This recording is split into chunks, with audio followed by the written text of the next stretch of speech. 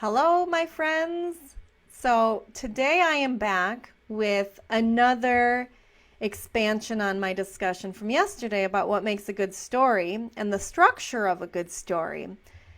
And today I want to talk to you about what I call kind of like commentary, or some folks call it reflective writing, reflection. It's something that, when done well, adds a lot to your book. And when you go overboard, it takes away from your book. So let's talk about this. And I'm going to put it in perspective for you here. So this is a way you can kind of spice up your writing, spice up your story a little bit by giving a little bit more. And it's to add some commentary or analysis. And what this really means is adding, those lessons, those rich life lessons that you took away from particular moments in your story. And if we're honest, that's kind of why you're writing this book, right? You learned something. You went through something and you learned something. And that is the value that you're giving to your readers, is that lesson, that gold that they can take into their own lives and say, hey, I read this story about this woman who did this thing, and this is what happened. And I may be in that situation in the beginning of her story, and now I know what I might be looking towards.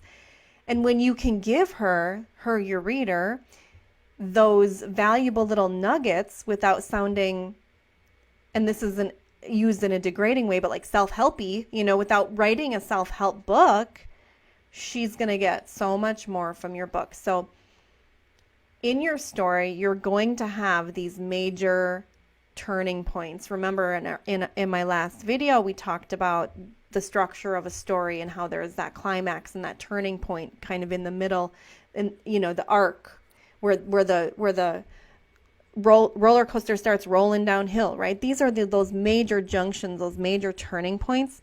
You may have 100 different little stories in your book, or more or less, but there are definitely going to be a few really stand out, really major turning points in your life that your story splits off, changes, evolves from where it was in the past, more so than what had happened previously in your book or what's going to happen for quite a while. These are those major turns, those major shifts. And maybe it's something like you start a new job, or you get divorced, or you get married, right? Those big things, those big life events that when people say, hey, what you been up to? It's like the one thing you might say, like, oh, by the way, I had a kid, or, I got married. Those are the big things. You don't say, like, I just bought a new pair of tennis shoes, unless this is a person you talk to every day, and that's big news. These are the big things. And what happens is, in your mind, when you're writing these stories, you're taken back in time, and you're writing to us from this, who you are today, but you're writing about who you were back then within those moments in time, within those big moments.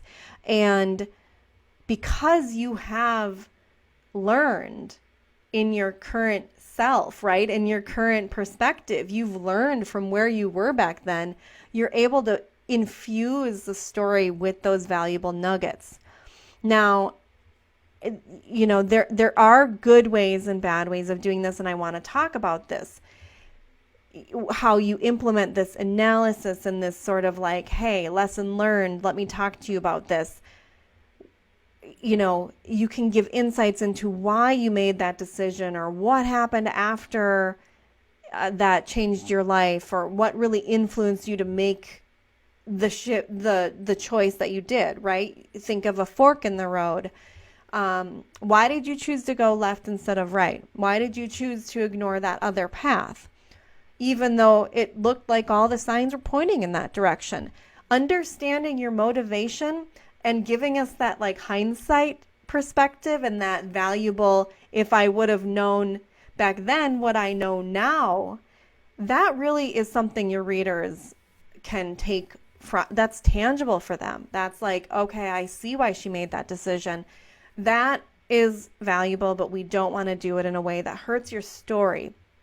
So one good way to do this is kind of like offering a little reflection, a little reflective period, paragraph, snippet, section, whatever you want to call it, at the end of a chapter, or especially at the end of your book. I'm going to talk about this in a few different in future videos, but there are pieces, there are things that go into books, like your intro or a prologue, an epilogue, a note from the author, those type of tools, if you will, parts of a book that you can do this in. You can do it in something like an intro. This is what I want you to take from the book, or even after they've read the story if you don't want to spoil it. You can do it at the end of a chapter. I would caution you about doing it too many times or at the end of every single chapter, unless every single chapter has one of those major turning points. I don't want to see too much of this because, and this leads me to my next point, when you're writing a story, you really should be in one place at one time. You should be this person who lives back here, and you should not be the person who's writing the story and going back and like shedding light on literally everything that your previous self has lived through. And let's dive into this a little bit more. I want to give you an example from a current client who is writing about this journey that she started with her body image and how she saw herself, inside and out, and how she started judging herself against other people, and how she really struggled with this for many years. And this journey for her started in teenage years, right? Maybe like preteen, almost middle school. And her first draft was like describing how she started judging these other girls for what they were wearing, or comparing herself to these other girls for looking a certain way or not looking a certain way. And then she would write it like, I judged, like, oh my gosh, I can't believe she wore that. But now I know that I shouldn't really think like this, or I've since learned that, this line of thinking is super immature. Totally agree, right? We shouldn't be judging other people. We shouldn't be comparing ourselves, right? Maybe these are lessons we're all still learning as we grow. Maybe we never learn them, but she's totally right.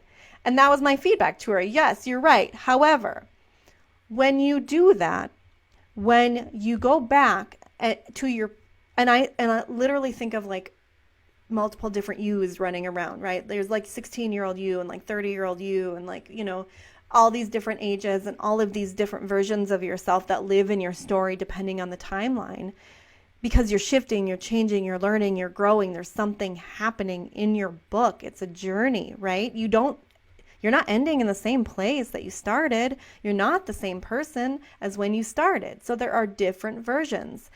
What you don't want to do is take a later version of yourself or the current version of yourself and go back and start judging this poor little first version of you. We have to let her live. We have to honor her. We have to give her space and her time in the spotlight and her ability to share her story the way she remembers it as a 16-year-old or whatever your version 1 is. She deserves that time. It is imperative to your story. It is vital to your story and your authenticity that you do not go back and judge this poor little version 1. So my feedback to my client was, yes, perfect point, but don't judge yourself.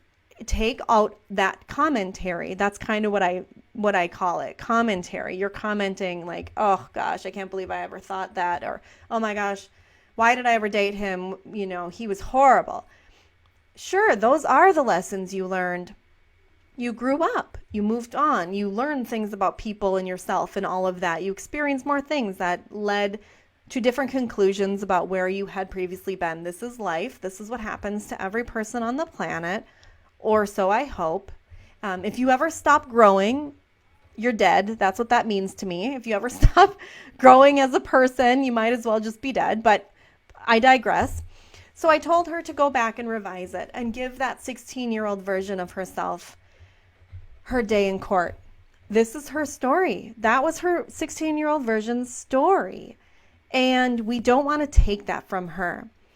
We don't want your readers to start judging you along with yourself. Does that even make sense? We don't want your readers jumping in going, oh my gosh, that 16-year-old was so shallow.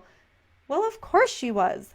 Aren't all 16-year-olds shallow to some degree? We have to learn who we are in this world. We have to figure this out at some point. We grow out of that, hopefully, right? We grow out of those judgment phases or whatever it is. But of course she was judgmental. Of course she compared herself to other people. That's how we learn about who we are. We don't want your readers focusing on how down you are on your previous self and how you are looking down at this person and judging them or trying to correct their behavior as you go along. We just need to learn the story. So these reflective pieces, as you can see, it might really feel intrusive if you jump into that moment and say like, and maybe it's not in a judgmental tone, maybe it's in a very loving and compassionate tone, and that's perfect. But it could really be it could feel very intrusive. It could interrupt your story. It could take the power away from that moment by giving it a different moment, right? Giving it a future perspective. That's not to say you can't have these reflective pieces in your writing, but you don't want to just start willy-nilly throwing them around without considering that narrative drive of your story, without considering how your readers will feel about being interrupted. There have been books where I'm like, oh man, like I totally lost track of where we were because we went off on this tangent about this thing, this lesson that this person learned. So it's happened to me a few times, and it probably has happened to me more as an editor than a reader, but this is what I would flag as an editor. Hey, we don't need this lesson right here. Or you know what? This is an awesome lesson, but let's put this somewhere else. You can put it in the future.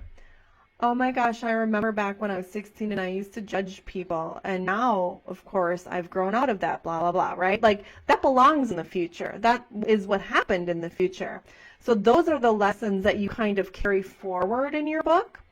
You pose this kind of position, point A, if you will, and then you show us what you learned to get to point B, or you show us what you took forward as those lessons throughout your entire journey. So I hope this makes sense. Those big moments, those big highlights, you can absolutely throw those reflective pieces in. I want you to focus on trying not to be too lengthy with them, because otherwise it feels like you're throwing in like a chapter from a Tony Robbins book, self-help book, or personal development. Yes, your person developed in this book. Absolutely it did. Otherwise, it's not a story. That is kind of the point of a memoir, is to make sure, that you're sharing these lessons and gifts with your readers. But there is a way to do it and not do it. So I will end there. This topic can go and will go deeper. I'm going to talk about these pieces and parts of your book that you might consider as far as an intro, a note from the author. What are their roles? What do you use them for? Why do you need them, or why do you not need them?